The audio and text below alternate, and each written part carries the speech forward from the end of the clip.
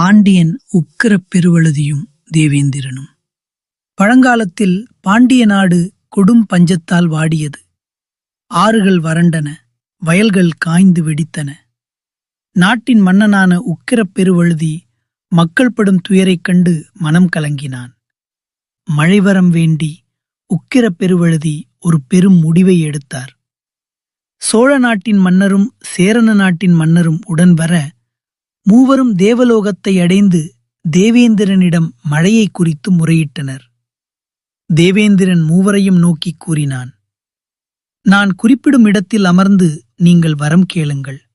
மனமிருந்தால் மழை பொழியும். சேர மன்னனும் சோழ மன்னனும் தேவேந்திரன் குறிப்பிட்ட இடத்தில் பணிவுடன் அமர்ந்து மழை வரத்தை பெற்றனர்.